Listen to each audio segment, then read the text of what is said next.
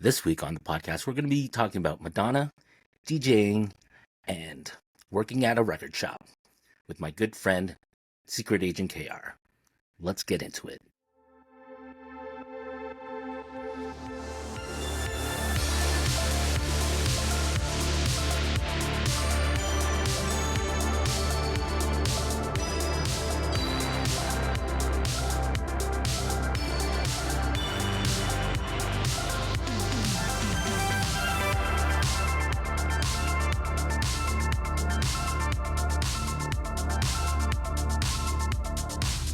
So, hello. This week on the podcast, I have a very good friend who I've known for, over 25 years. Since she was 1997. Since she was in Grimsby, Ontario. I'd like to welcome my friend Kristy, also known as Secret Agent KR. Welcome to the show, Kristy. Thank you. Yeah. Air horn. I'm honored. So there's a lot of things I want to get into with you. Your love of Madonna, your DJing, you working at like several record stores in the city. But let's get the viewers a little. Let's get them to know you a little better. Why don't you give them a little kind of background? Okay. Well, currently I am an artist, DJ, radio show host. I have my own pirate radio show that I do on Saturdays over Instagram, Music Club. I have been DJing for, I guess, just over 20 years now. In bars and various spaces, not a club DJ. That feels important to say because that's a whole other kind of skill that happens to do the club DJ thing. And I've been collecting music since before I got a record player. Well, I was collecting music all on CDs. I still have my whole CD collection over here, or what was worthy enough to keep. So there's still about 400 pieces in there. As a lot of us do. Yeah. Right? Yeah. You gotta. Some of that stuff isn't available to stream or on vinyl. And so I've been collecting music since I was, let's say, probably about 12, I guess, was when I started to get my first cassettes. So my mom worked at a truck stop and she would buy me all of these like mixed cassettes. I'm trying to think of the name of the one series that I had. Anyways, I learned a lot of music from those cassettes. And also my mom was a really big music person. So we spent a lot of time just driving around in her car, listening to stuff. And I would go to work with her sometimes, she was a single mom in the early 80s. So there was lots of times I had to go to work with her, or, we had a car ride to go to whatever relative to drop me off at or whatever. And music was always the centerpiece of our time together. And one of the things I like to tell is about how there would be a certain point in our drive when we came home from work where she would turn to me and be like, "Do you want to take the long way home?" And almost always I was like, "Yeah, I want to take the long way home," because we'd be listening to Queen or like Aerosmith or... My God, there was so much stuff. Queen and Aerosmith were the really big ones that I remember, though, which is so funny. I mean, it's not uncommon for Queen to be someone's like earliest, like mind-blowing music experience. But yeah, so it started with those cassettes, and then I joined every music subscription service that I could under my siblings' names. So BMG, Columbia House, and I think there was one more in the 90s. And I joined under my name, my brother's name, who was probably 1 at the time, or 2 at the time, and then my sister's name, who was 1. And I would literally stand at the mailbox every day and wait for the postal person to bring my Columbia House records, or CDs or whatever. Yeah, CDs at the time. Yeah, and I just literally, I was I was out of control. Like I opened that booklet up and I was like, oh, I haven't heard that. Haven't heard that. Oh, that seems cool. That whatever. Like just like this. Who did I think I was? How did they give me a credit card? I don't know how it happened, but I did it and I racked up some problems with that. But then I had everything and I learned I just had this voracious need to hear all of the music. That's incredible. So Did mhm. they ever And track you? Did they ever track you down after? oh God, who knows how it all went down. I feel like I went into like major collections and it took me years to pay it all off. But here, look at me now. So yeah, so huge CD collection. Um, and then I was always making mixtapes for people, like relentlessly mixtapes for everybody. I found a book the other day actually because I used to write them all down and keep track of them. So I found a book of all these mixtapes that I had made when I was in high Yeah, school. It's like, oh shit, there's some really good stuff in here. Oh, I gotta I, dig that song out again, you know? I still have some of my mixtapes. Yeah. Oh, that's so cool. I got rid of a huge box of tapes a few years ago in a move, and I really regret it. And I've But what I didn't get rid of in that was my very first cassette that I ever bought with my own money, which was Madonna True Blue. nice. And it was between that and Paul Simon's Graceland. And I'm really happy that I chose True Blue. And in it, I tell the story all the time, but I went through and I like had my whiteout and I corrected what I thought were all the like spelling mistakes in the lyrics. And it was when I became conscious of like track times, but I thought that it meant what time they recorded the song at. So I was Okay. like, how did they record this song only like two minutes after this song? Like I was just like, it didn't make any sense to me. Anyway, haha. What so True Blue, that's a fantastic that was kind of my Madonna start as well. It was like True Blue, and then I kind of went back and Yeah. um back to Madonna. But what did you, when you heard that album for the first time, what did it bring you? Like Oh, it blew what my did you think of it? mind. Like I learned everything, like the foundation of who I am came from that record because I have it here. Let me just pull it up. Well, the cassette didn't come with a pull-out poster. Oh, actually, that's not true. It had like a gatefold that opened and you got the full version of this. But like this was the record that I learned about like pregnancy. I learned about like Live to Tell. I used to sob to Live to Tell because I had such a strained relationship with my dad. So Live to Tell became the thing that I escaped into. I cried to that song for most of my life. You know? Um what about like La Isla Bonita, like being introduced to like different like types of music, you know, what being so curious about like, oh, she's singing in a different language. What is this rhythm that's happening?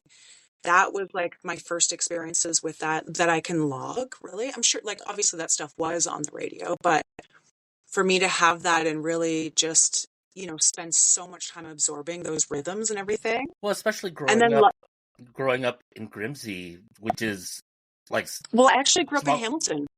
Okay, so when I knew you, then you guys moved to a smaller town. Then Yeah. okay, Yeah, after grade 8 or to start grade 9, we moved to Grimsby. And then I met you like, I don't feel like very long after that.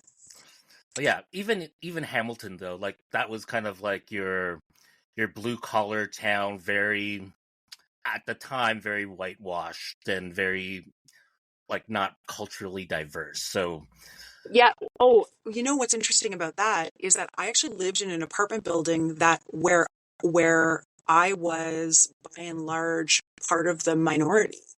oh really? So, yeah, it was super culturally diverse, but not in like it was like I mean, this is a whole other conversation, but there was so much racism. We didn't know that we were racist. the things that we would say, my friends and I would say, and that like other kids would say, like all of us just hurled racial insults at each other all the time when we weren't like getting along and playing games and stuff like that. It's actually been really disturbing to reflect back on that. Well, Um, if you but look at yeah. 80s culture and stuff that was in the media and movies and stuff, it was Oh, littered with that, and that was just the norm, and no one yeah. no one batted an eye. Um, No, the the Asian character on a movie like The Goonies, for example, or all the tropes. all the tropes, and that was just the norm. And if an Asian actor wanted to be in a movie, they just had to play along with those tropes. Yeah. Yeah. Well, and actually, so something that is kind of cool about this record is like one of the powerful songs on this for me was called Love Makes the World Go Round. It's the last track on the album. There's so many messages in this record about embracing like differences isn't the word I wanted to use, but like just being more open. Yeah, diversity. Yeah, exactly. Even though like it's a very white record, like I'm not trying to pass it off as anything, but the messages that me as like a how old would I have been when I got this? This came out in 1986, so I was 7. Wow. The what I took from this record was so expansive. Like this really, yeah, really blew my mind. Well, and you have to think back to like Madonna's roots in New York and the club scene that she was in. Of course, it's like she was exposed to the gays and the people of color and the Latinos and all of that. So it was great that, you know, even though she was now in the mainstream eye, she still kind of brought that flavor and that diversity to the work she was Yeah, publishing. it's interesting because she does get so much shit for having like co-opted so many different kinds of music and a lot of Black culture. And like like yes, that is 100% true. And I think, like we said, at the time that all of that stuff was happening, we weren't talking about things in the same way as a society, I think. No, And there is this part of me that we were does not think, we were not woke at that time. no! And there's this part of me that feels like what Madonna was doing wasn't about stealing, it was about like bringing, Educating. right? She was low So I key don't know. educating us all. Yeah, in this way, right? And I don't feel like she hid the originators of these sounds from the spotlight, you Hmm. know? Like I feel like her videos were really representative of the cultures that she you know, that we now know she was uh like co-opting or ripping off or whatever the word is that everybody wants to use, but I don't know. hugely influential for me. I like to think of it in that sense as she was kind of highlighting as opposed to appropriating. Yeah. She was bringing to light what was previously in the dark. Yeah. And not to mention like she talked about topics like she was so early, you know, early and supportive of gay rights, AIDS education, all of that kind of stuff.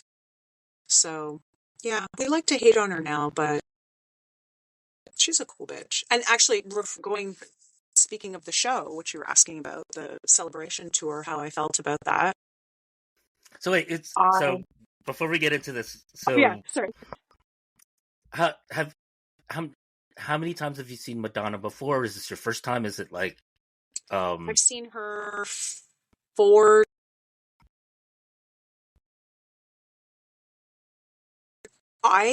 This could have been the 6th time. okay? And to give us context, which shows have you seen Oh in the God, past? I didn't get to see her live until the Reinvention tour. Okay. I didn't love that record at all, but I was like, I'm gonna obviously go and see this show. Had a great time, loved it. Um, really got a sense of like what it means to go to a Madonna show. Like you're not going to a Madonna show to see Madonna, you're going to be part of a spectacle. Yeah. where she features, Um, so there was that, and then I guess after that would have been MDNA. No, Okay. Confessions. All Sorry, right. Confessions after that, I think was the next tour. I Banger. got to see Confessions 2 times actually. One of them was at Coachella. Oh wow. We didn't even know she was performing when we got the tickets. Or Yeah. was she like announced after? Yeah, she was announced after. And I remember my friend Tenny calling me because we wanted to see Massive Attack was playing. They were headlining one night. Depeche Mode was headlining another night, whatever. So it was really very much about going to these like huge acts for my friend, who was my partner at the time. And then Madonna, and she just called me one day. She's like, "You're literally not going to believe who just got added to this bill." I was like, whatever. I don't know, Annie Lennox or something like that. And she was like, "No, it's Madonna." And I was like, "Madonna doesn't play festivals. She doesn't play festivals. There's no way." And like, we looked it up, and it was really cool. So yeah, that was like bonkers. I got to see that tour again in New York, actually. That was a really, really special show. I cried a lot in that show. It was, it was pretty cool to see a show in New York of that magnitude. Also Madonna, like, I saw Madonna in New York too, but we'll get you into did? that in a Which minute. tour? Okay. Madam And then X. I did MDNA, Rebel Heart, and then I guess Celebration was the last one. Yeah. Oh, you got to see Madame Max. Oh, So that was an interesting experience. My cousin, who's a huge Madonna fan, has seen all her concerts, all her tours since the very beginning. Like since the very beginning. So wow. he had Girly show. he had 3 sets of tickets to Madam X, 2 in Brooklyn, and I think 1 in LA. I might be wrong about that, but I had tickets to Brooklyn. and um the first set of tickets to the Brooklyn show, the person he was going with couldn't make it out. And last minute, like literally like days before the show, my cousin asked me if I wanted to go. So cool. And it was just kind of like a quick trip in and out, like just one overnight stay. Or no, 2, I guess we were there 2 days, I think. 2 or 3 days. Really quick, but it was such an intimate show. Not considering how small the space was. Like imagine the space the size of maybe slightly bigger than Massey Hall. And we were in 6th row. So that was the last time I saw Madonna. And then the first time I saw Madonna was during Blonde Ambition. This was so. How did you get a ticket to Blonde Ambition? Because weren't your parents very strict about that kind of thing? But here's the thing: this was well before the controversy. We were at the first night. Oh, And the second night was when the police were there because people complained about yeah. the The explicit scenes. lewd acts. That being said, I mean, we too were big Madonna fans here in the house. We had we played the hell out of True Blue in the car, Okay. just like you guys. So, Okay. like being a Madonna fan was not a big deal, and I'm pretty sure by that point, so that was 1990. I would have been 16 at the time already. So, like Yeah. I bought Okay. my own tickets and kind of went. So it wasn't so much getting permission from them at that point. But Yeah. I don't even remember who I went with. Wow. So cool. I might have brought Shell, but I'm not 100% sure How because old would they have been? they would have been 10 if I brought Shell. Wow. Coolest sibling ever. We were way up there. Like so my first concert I brought Shell. So it was her first concert too, and this was like New Kids on the Block at Exhibition Stadium. and we were like tiny babies. I This wanted was to go to that. I wanted to go to that New Kids well, show actually, I guess it so was just badly. it was. Oh, maybe that was just like a year before. It was like actually pretty close. So Yeah, I think so. and our parents brought us to that, and literally they ushered us down there, and then they waited with all the other parents in the Better Living Center, which was right the building next door, while the concert was going on with all the So kids. cute.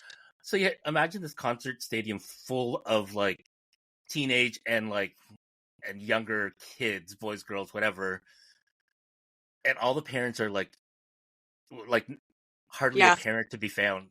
Um, it was wild.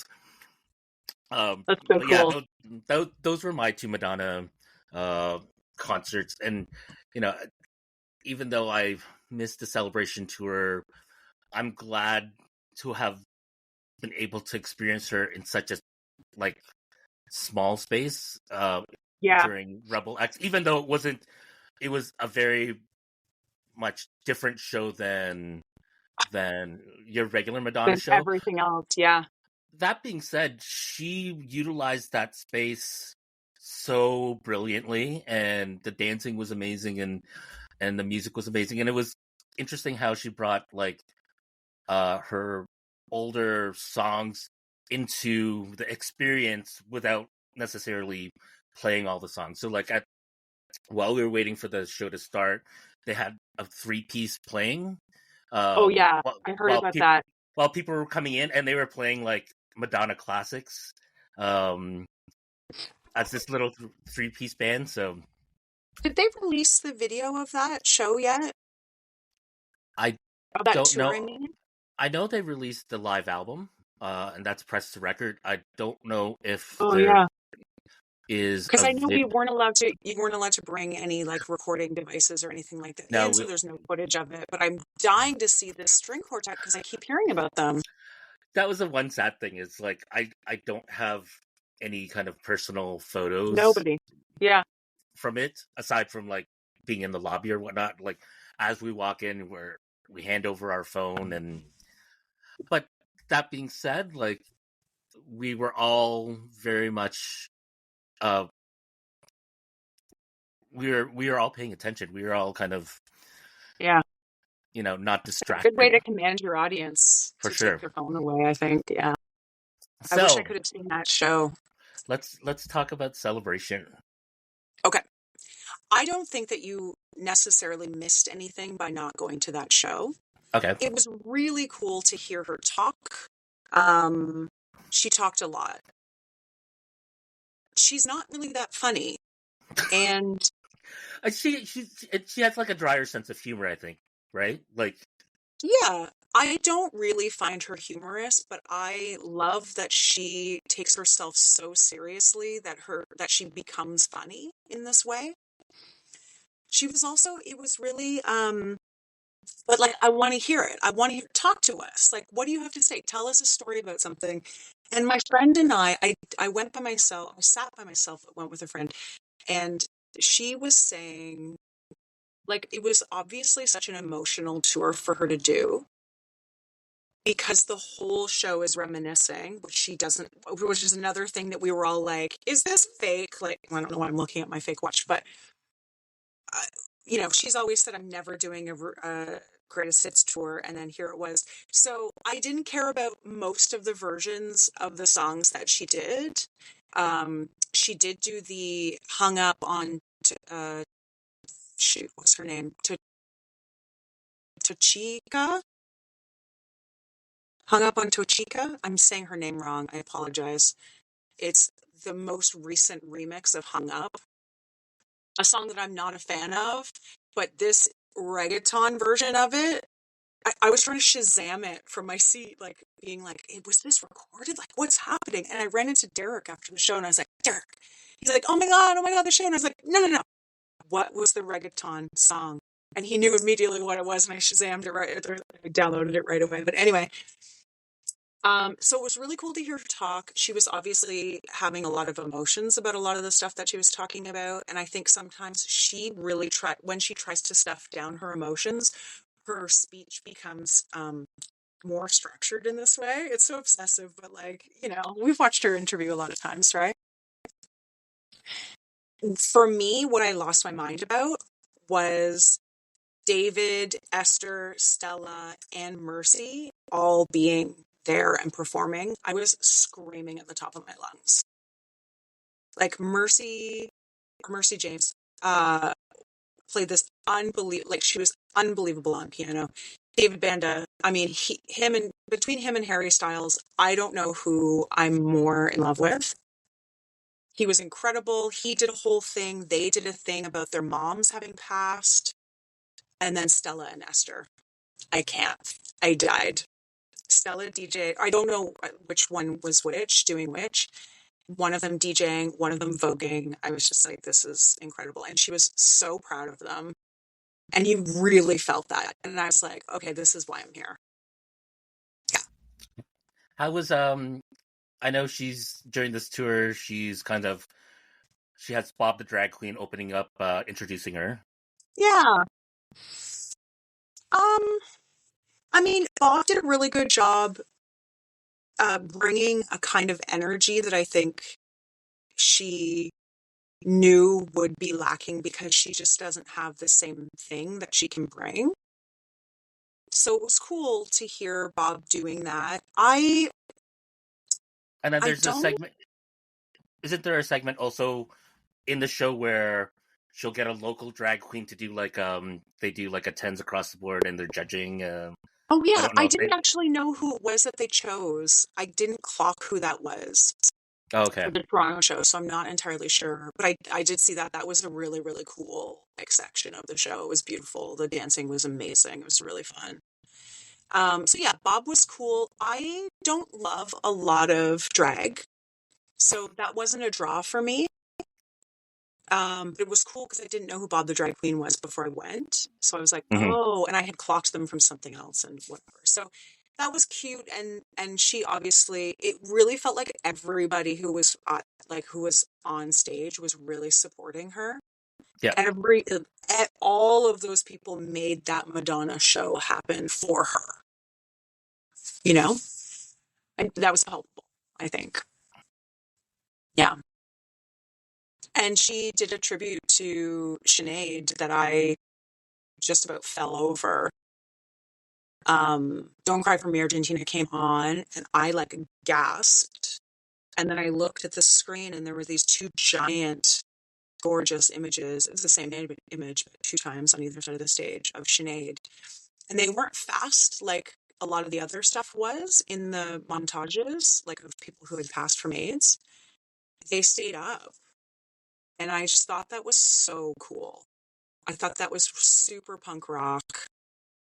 And I mean, I'm sure that at some point Sinead shit-talked Madonna, but both of those bitches knew what it was like to do what they were doing. So I also understand that there was probably some like deep respect there. I don't know. Maybe I'm just making that up because Sinead is my soul and Madonna is like my blood. And I just need to know that they're like aligned. Yeah. That was a very special part of it. Yeah. So, let's move on to. Yeah. Sorry, I'm talking a lot. No, that's great. It's great. I love it. That's why I've created this podcast. Because it's like I love to hear people's stories around music, and music is such a vital part of our lives. And yeah, and it's a great way for me to get recommendations and whatnot. yeah. What I did want to talk about next was like, you're saying, oh, you wanted to know about this version of the song or whatnot, or like with this remix. Tell me how you got into DJing. How did that come about? DJing happened because of, I feel like it all started with the song Finally by the Kings of Tomorrow. I had moved to the city in 2001 and I had fallen in with a group of people who were DJs, like whose husbands were DJs. it just ended up being like all the husbands were DJs and the wives were like, it was a very sort of like straight scenario at the time. And and they were all spinning house, and so I just like discovered house music and wove down this pathway of warehouse music and also like queer culture and like all of these like subcultures and whatever. I had gone to raves and stuff like that when I lived in Grimsby, but it was I was going for like electronica and jungle and drum and bass and whatever. Which is all rooted in house. Like if you, Totally. Right. And all of those things, like, of course, piggybacking off of each other, but it was truly hearing like classic house and these like soulful vibes and this like, I had an access to like R&B that I had never really vibed on before. 90s R&B didn't really do it for me, but I got this other like window into it through this music, right? And so I guess I just had this thought that I wanted to DJ. And again, like I was always making mixtapes for people.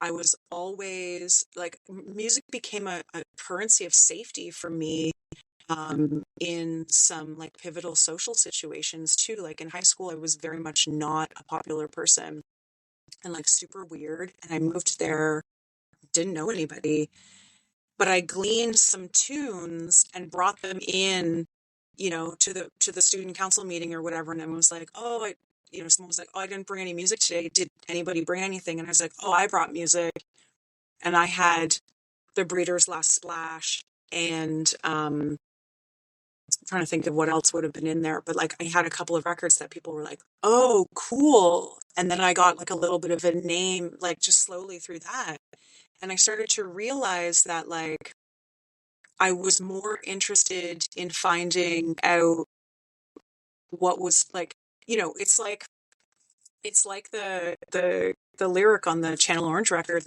the best song wasn't the single, right?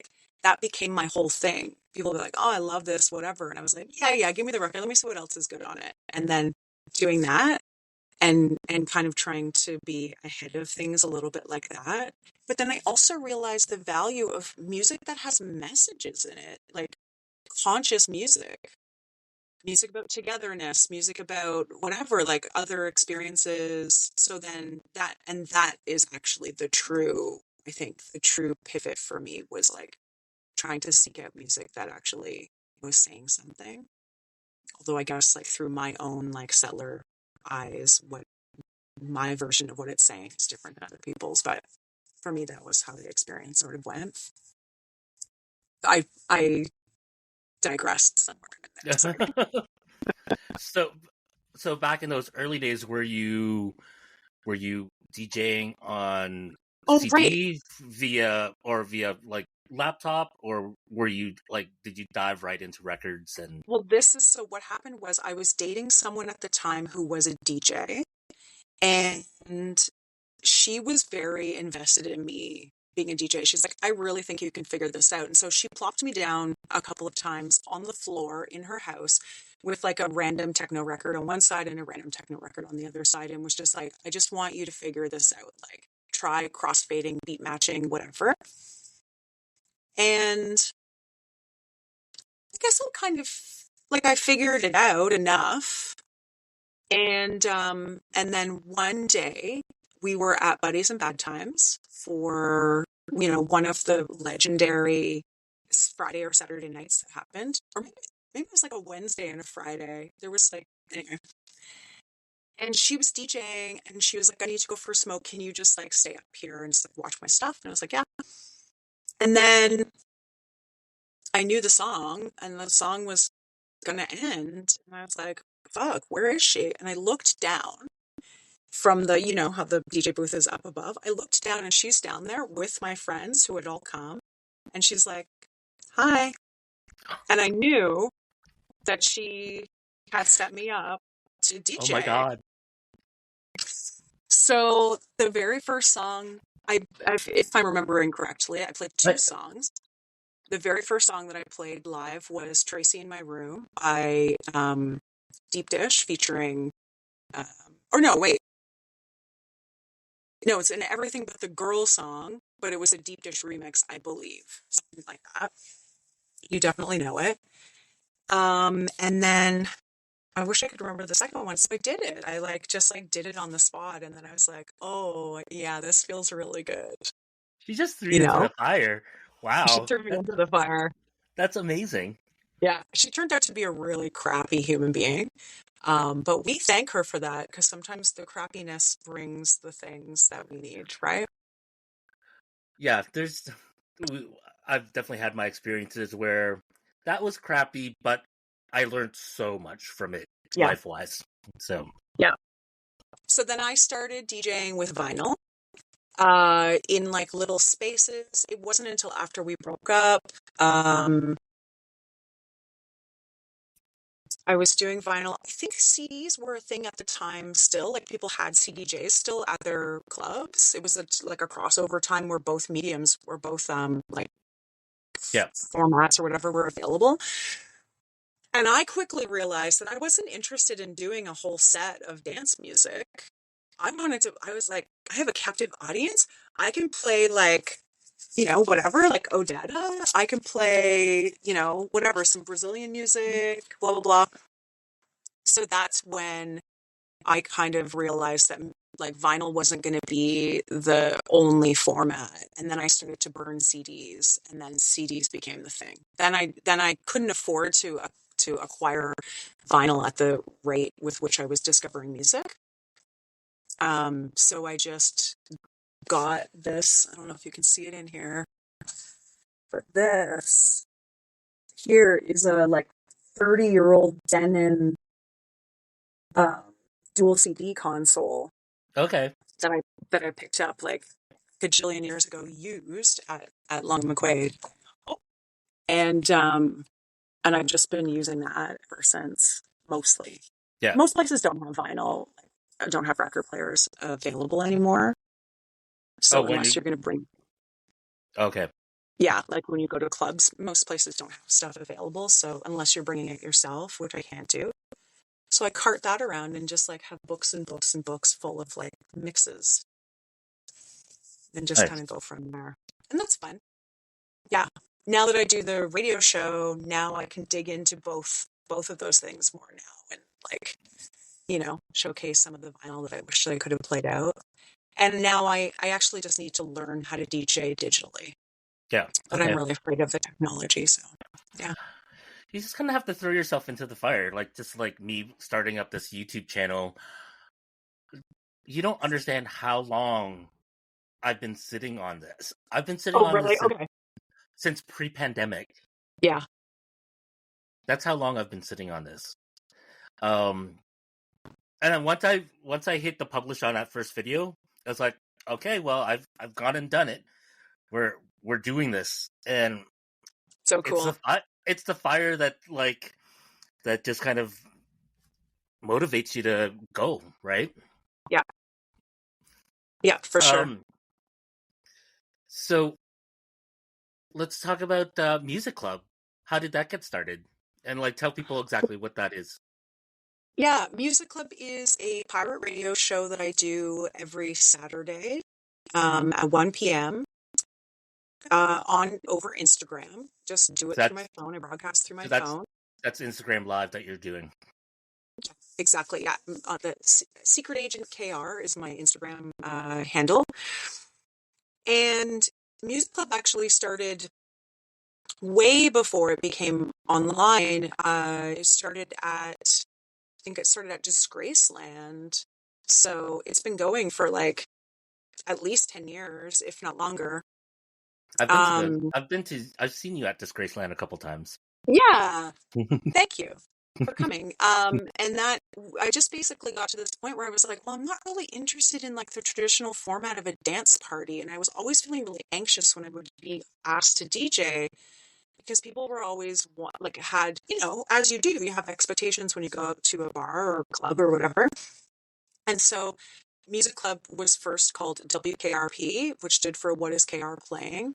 And it was just this playground for me to play all kinds of stuff for everybody. So there was always board games at Disgraceland because I was like, I like a captive audience. So everyone's doing their thing. And then, I throw in this, I throw in that, whatever. And it just grew from there. I took it to Sweaty Betty's where it lived for a long time. And then the week after the pandemic hit, I started to have just like such crippling anxiety.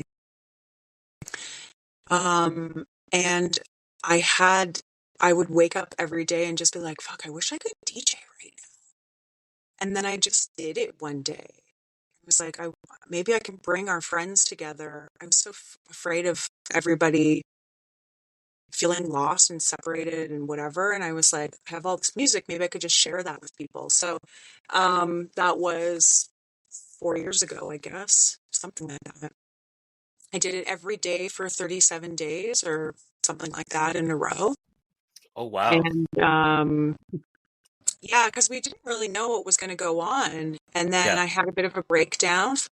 And then it came back a few months later, maybe. And I've been doing it ever since in the summer, in the winters. I don't do it in the summer as much because I don't do it in the summer really at all because people can be Well, out doing the things. But it's a nice thing to gather and get us out of bed for in the winter.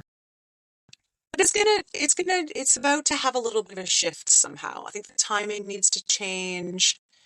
Um, so yeah, but I still really want to do it. It's an experiment because it's illegal to do it. So if I don't talk over the music or have the mix in quite the right way, it gets cut off immediately. So we're always trying to outsmart the algorithm. Yeah. And so I pitch my music up, or just like I have to talk a lot. So it devolves sometimes when I'm having to talk too much and I don't know what I'm talking about. I kind of enjoy it. Like I joined your show a couple weeks ago, and I actually quite enjoyed it. It was a nice way to kind of up- it it brought your listener, or at least for me, it's like I just felt like we're hanging out and having a conversation, and I really appreciate you saying that because over the last like couple of months, as I've been like, what am I doing here? Like, is this okay that I'm still doing this? Like, what does it mean to take up this space? A bunch of friends were like, you know what? I know I don't come very often, but when I come, I know I'm hanging out with you and you're playing tunes. And that's really nice. And then I get to see so and so. So and so is here. Oh my God, I haven't talked to them in 20 years, blah, blah, blah, whatever. And so I started to get this kind of picture of its value amongst our like friend family in this way, right? And occasionally some rando steps in and is like, does everybody cry at music club? And everyone's like, oh yeah, no, you do. Because like I'm always talking about something that's going on. The roots of music club, all like in its like radio station form, are that of like processing grief. Like we were all trapped in the pandemic. Nobody knew what was going on. And so we just started to talk about stuff. And I use that as a way to talk about some of the stuff that I process as like a sensitive human being and someone who's like trying to make sense of how we make the world better and stuff like that, which sounds super cheesy, but like actually we really need spaces like that. I can relate. I can totally relate 100%. Yeah. And it's Yeah. also great that like as a viewer, I can just easily like type in a message, make a request, and I love that. and Yeah, it feels right. like I'm a part of the show. Yeah. Well, and you were a part of the show that week. So for the listeners who weren't there, Randy was like, oh, I have a request that I think would go really good with this song that you're playing. Cause I don't typically plan out anything that I'm going to play. And so Randy had gifted me this really cool New Deal record years and years and years ago. And I was able to find it right when you requested it. And we put it on and it worked perfectly. And yeah, that was cool. That's like part of the beauty. And sometimes people dial in too, right? We've had friends dial in from Brazil. People are in random places and we got to see some dragonflies hatching once because my friend was in a place where dragonflies were hatching and I was like, do you want to just like dial in? So we just like do whatever. It's pretty fun. Yeah. So you're doing this on Instagram Live. I guess you would run into the same issue if you're doing like a YouTube stream or whatnot like that. Yeah, I tried to figure out what was like the easiest places to broadcast from, like in the early pandemic, but it ended up just being what was easiest for me to be able to figure out, and it just ended up being Instagram. So I kind of stopped from there. Lots of people have talked about Twitch or YouTube or whatever, but I never got any further than that. So do you have trouble with that? Well, on the show, it's more talking than actually playing music. Yeah, right, of course. And then last episode, I did have music, but it was the artist playing the music on the show, so no Yeah, copyright yeah, issues yeah. there. That was cool. Yeah. Yeah, um, that's a goal that I have for Music Club is to have someone perform their music or like a live performance dial in. We had my nephew dial in and dance for us, which was oh amazing. my god. Yeah, it was really cool. He danced to Justin Bieber. He was amazing. Yeah, I was just asking because I know a couple of weeks ago I knew I was going to have you on the show, and I just seen your music club, and it's like, why is KR not doing this like on YouTube or on Twitch or something else? And you could look this up, like literally a day or two later, Trixie Mattel was on her channel. Trixie Mattel's this big, Yeah, famous drag queen, yeah, definitely and familiar with her. she also DJs. And Oh, I didn't know that. Okay. literally, she was on her channel live streaming for 45 minutes to an hour or so, playing music like straight up. I was like, how is this possible? Or is it just Yeah. because you have like cajillion followers and I don't know if they just, I don't know. I'm not sure exactly. Yeah, no, it's very gate kept. Like I remember when Questlove was able to do that. Like Questlove was DJing like 4 nights a week on Instagram over pandemic. And I like even reached out to friends in the industry and was like, can you tell me how this is happening? Like, are they just letting him because he's Questlove? You know? And I've even written to Instagram because they take my stuff down all the time and been like, I will pay to be able to do this. Like, instead of punishing the people for doing the thing, why don't you try and capitalize on it? Like all of these spaces, like figure it out. Figure out copyright and a payment and let us pay to do the thing, you know? Because I would do that for sure. All I want to do is share music with people. I don't want to talk over it all the time. Yeah. Well, you're here telling your story, then you're also trying to find your record over here, like Yeah. at the same Oh, time. it's It's like, so confusing. And then next thing I know, I'm talking about like my favorite example is like talking about the industrial music scene in 1980s Halifax versus 1980s uh, Vancouver in relation to Sarah McLachlan. No, I do not know about that. I don't. But I did. I thought I did. And I went back and listened to it and I was like, where do I get this info? Like, why? Actually, I have a Sarah McLachlan story that I want to share when you're ready. oh, let's do it. Let's do it. Give it to me. Okay. So, because you and I met over a message board, we met over the M Grinder message board. We were, what were we called? Wisdom Busters? No. I think Pixies? I think it was called it was either. There was one called Wisdom Bus, and then there was one called the Embassy. I think it But might have been regardless. I think it was the Wisdom Bus. That Okay, sounds so more. we met through a very early message board situation, and in the early 90s, and so message boards were a thing. So I was on a bunch of Sarah McLachlan message boards somehow, and was connecting with all of these fumblers and whatever, and just like having this whole life that my parents didn't know about online, um, over this shared love of Sarah McLachlan, and how I acquired my first like record outside of like my Care Bears records and my, whatever I had like truly as a youth, was that I had messaged someone. Oh God, how did this work? Okay. Okay, I gotta remember how to tell this story. Before I moved to Toronto, I used to go in and go dancing with some friends. Like Roxy you Blue. you'd go into the city from like Yeah, Grimsby to yeah. yeah. Okay. I take the bus into the city, stay with my friends who are in university, and I we heard this group. One night we were out dancing, and this group was performing called Tom and Joyce. They're like a Brazilian, like I guess you would call it house music. And I loved them so much, and I thought they were so cool. And there was the, go home, go back to my life in Grimsby. And one day, someone posted on the Sarah McLachlan message board that they were going to France, and did anybody need anything? Nice. And I was like, yeah, I need you to find this record for me.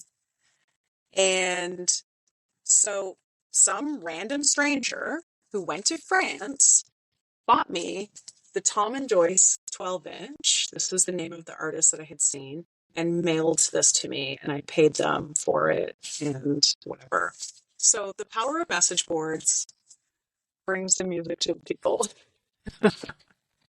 And well, you know what? Everyone was so nice and giving, and like there is there is no underlying um like no one was there to rip people off.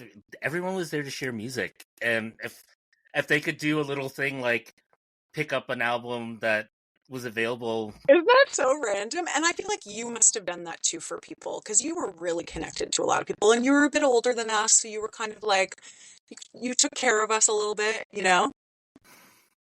Yeah, so we wow, those were the days. Like I remember the first time I met you was at one of M's, like I think it was her first um backyard show Yeah. in St. Catharines. Yeah, wasn't Lindy there too? Didn't we drive to it together or something? Like oh yeah, we were all there. Like it was like Shell, Andy, Lindy, Yeah, Dustin Rabin, Dustin. Yeah. um this amazing concert photographer that we both know. Um Yeah. and and then it became like this thing where we were like going to M Griner shows all over the place. All over Ontario. We drove all over Ottawa, Ontario. Yeah. New York. And Remember? we went to New York one fateful afternoon. Nobody knew where I was. Oh, you didn't I tell anyone still you were going owe to New York? Lauren. I still owe Lauren like $200. No one knew you were in New York that time? Nobody knew, because we didn't need passports at the time. Literally nobody knew. I called in sick from work to work. At And McDonald's? yeah, at McDonald's in Grimsby, Ontario. And yeah, that was a time. So many good times, buddy. Thank you so much for facilitating all of that. Like, Oh, it wasn't just me. It was like all of us. Like we, and Rob, and yeah. But you and um, Rob were the drivers. yeah. Often I was definitely one car. He was another car. I don't know if anyone else drove. I think Lindy was dating Dylan at one point. Dylan, Uh, yeah, Dylan White. yeah. Um, so that was we had several cars going on and So wild. several different shows. The M. Griner Caravan. Such an influential time too. My God, the music that we all shared too. And I don't think any of us were out at that point, and many of us were queer. I think I was the one gay at the time. Right. And then over the years Everybody. everybody else came. Pretty much everybody else. It was Everybody. wild. Everybody. We're all just like innocently like jamming hard to Tegan and Sarah, driving to London, Ontario for the whatever, like, oh man, it was amazing. It was really cool. And, it was wild. It was just like people who are like, oh, you too now. Oh, it's your turn to come out. Okay. Yeah. For years afterwards, it trickled. It was incredible. Yeah. I think Trish was like the biggest surprise for me. It's like, what? Yeah. Yeah. Aw, Trish.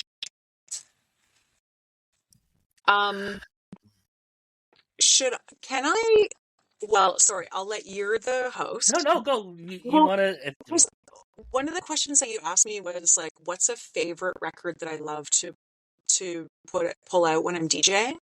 Yeah, for sure. And I was like, how do I narrow that down? And I just kind of was Well, like, like, is it a vibe? Like, do you walk into a room that you're gonna be playing at, and it's like, okay, yeah, there's like five people here. This is the vibe I'm getting, or oh wow, it's packed. This is the vibe I'm getting. Like, um, yeah. I'm really excited that you asked me that question because I very much vibe that way. Like, I'll create a framework of stuff that I want to play based on like whatever questions I ask the people who are throwing the party. mhm.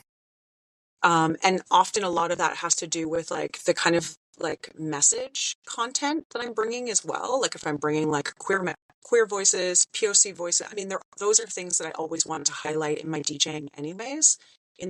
Over the years, the music selections have become much more intentional.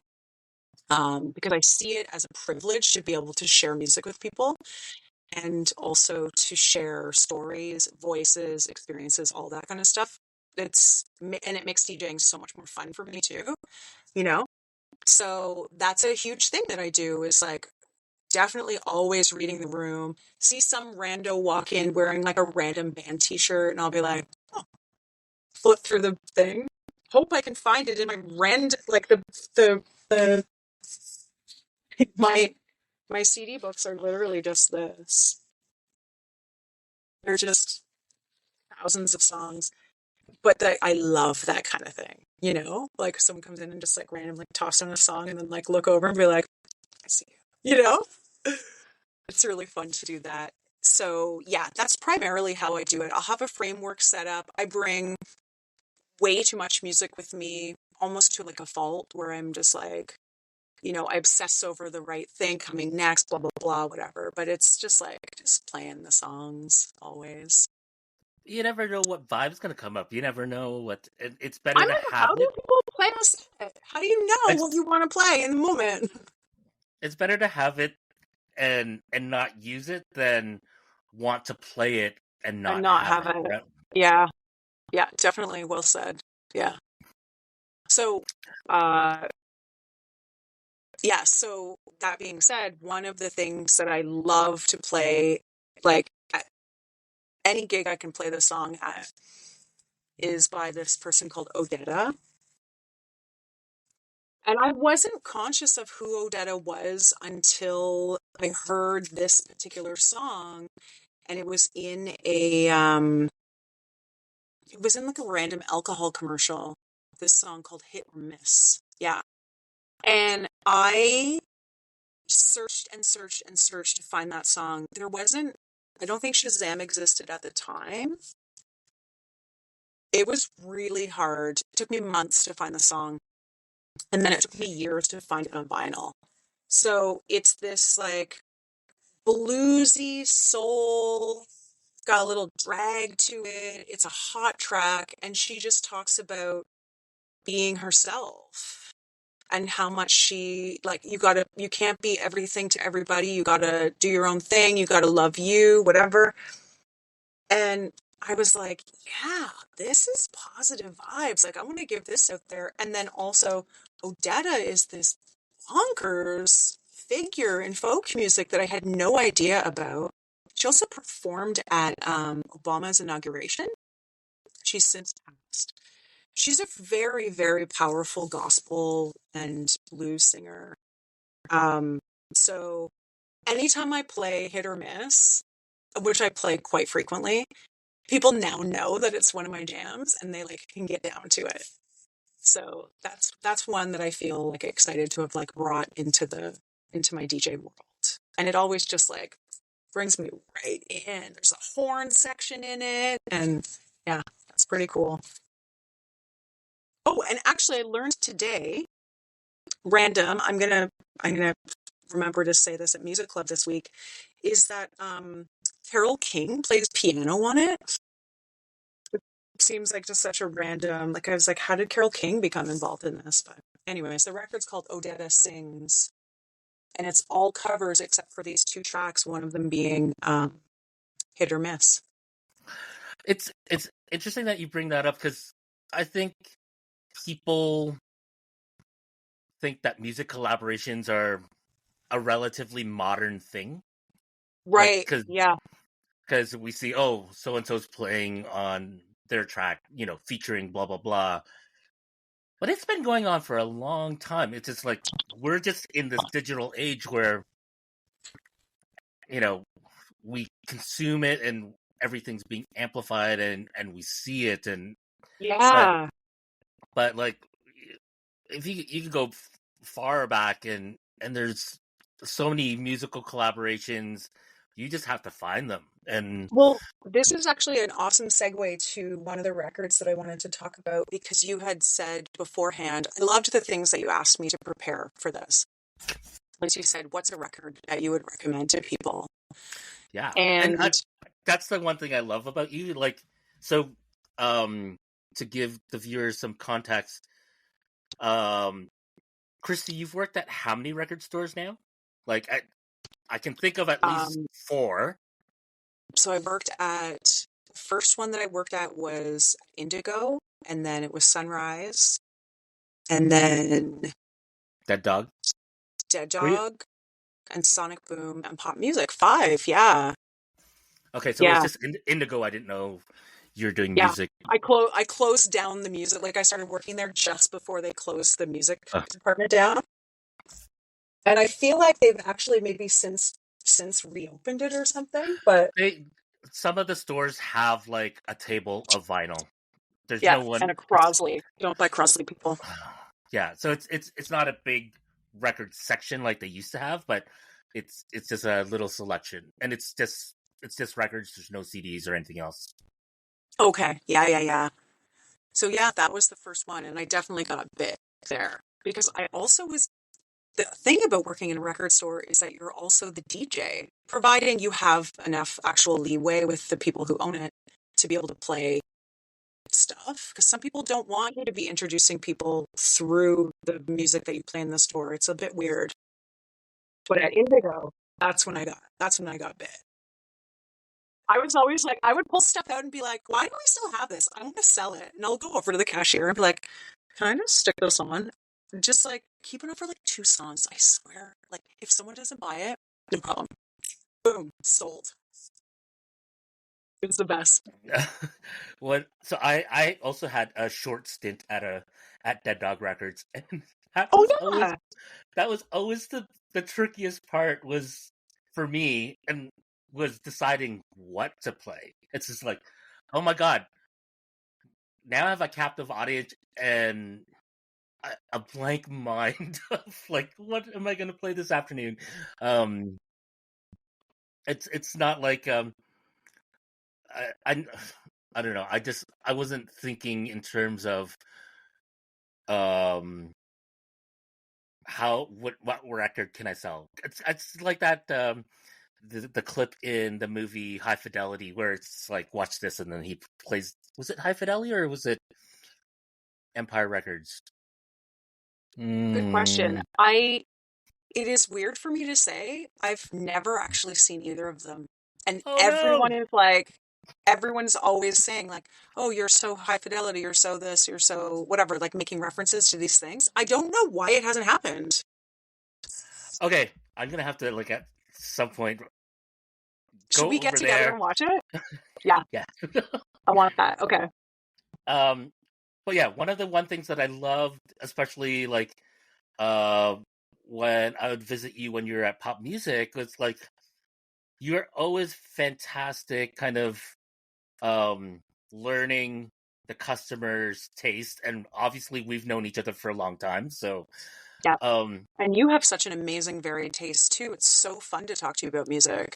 how do you find music, and like where did you get this great sense of like of having this ear for recommending this, that, or the other?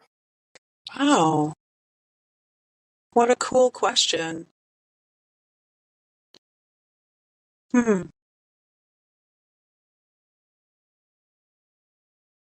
I guess how it happens for me is that I hear patterns in things. So I'll hear.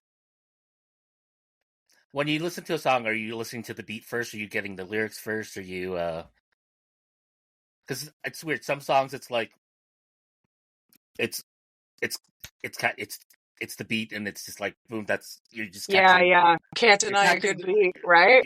you're catching the vibe. Yeah. And then there's some songs where you've known the song forever, and then You hear a uh, line you hear a line out of the blue, and then it just kind of resonates with you, and then it's like whoa, whoa, whoa! I need to play this back and like listen to this like over and over again. obsessively. Right. Yeah, obsessively. An old friend of mine and I used to call it dwelling in the agony. When you Mm-hmm. just like are like, whoa, I have to keep hearing this song. This is for like some of the more agonizing songs, but like music is 100% a drug. Like it has all of the ability, or I don't know if maybe drug is even the right word, but music changes our frequency. It Our chemical changes balance. our chemical balance. It releases chemicals. It calms our nervous. It changes our nervous system. Like all these things. Music is so incredibly powerful and valuable. But what happens when I'm listening to something is I'll hear it and I'll be like, oh, that reminds me of something, something. And then I'll just, it's sort of like the messages just kind of coming as to similarities to something. Or me being like, oh, I love this and I fucking love this. Let's see if you, and someone comes in and picks up this. I'm like, you know what else you might love? This. And just kind of practicing that over such a long time, I guess, has really helped. And then also I read the liner notes still too. So reading the liner notes is like a whole other, you know, ball of tendrils that connect you to other music. Oh, you liked how this sounded? He did the work on this record too, and it's so good. You're like uh in person Spotify recommends. Oh, That's what you are. Like that, like Spotify learns your musical taste and blah blah blah, and then usually kind of spits out playlists and recommendations or whatever. Like you embody that in physical person form. thanks, Betty. Thank you. I appreciate that. It's also And for me recommending music to people that people wouldn't normally hear. That's an important part of it. I think that's also what gives me a little bit of success is because it's like this isn't the best example, but to be like, oh yeah, and have you heard the new Taylor Swift record?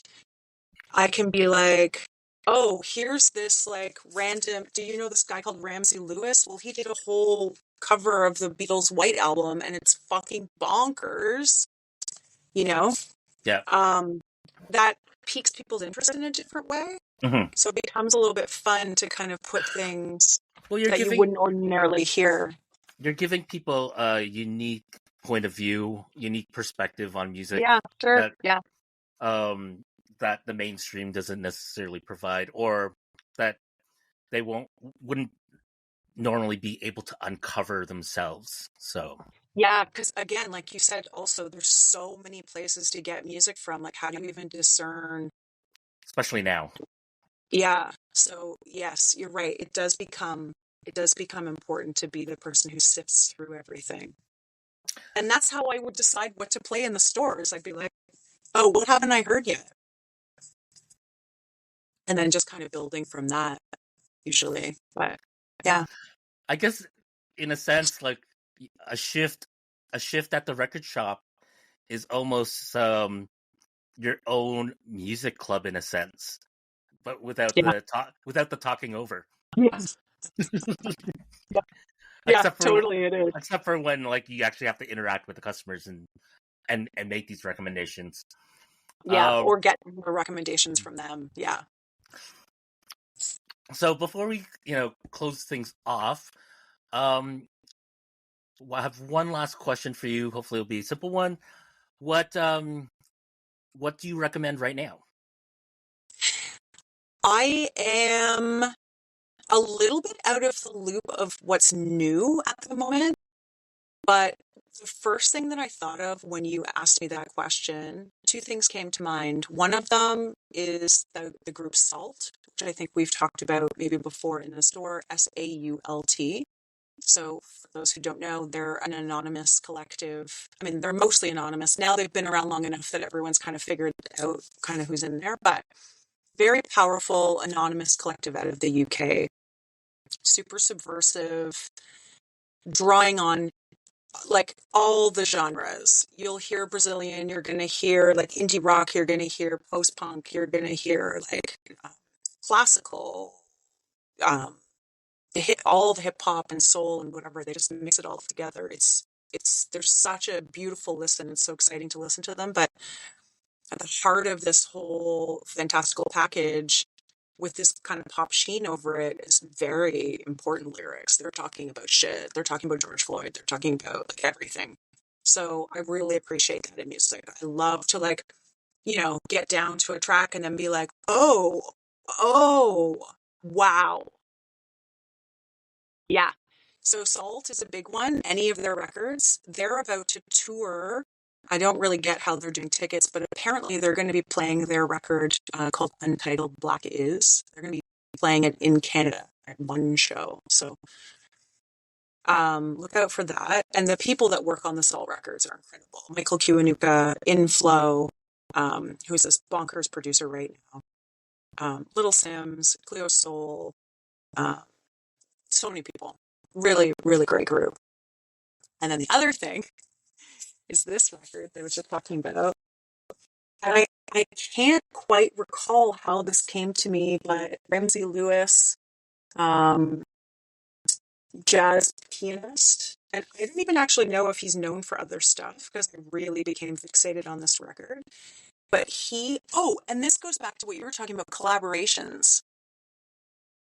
Back in the day of this record, so what is this, 68? I can't see it.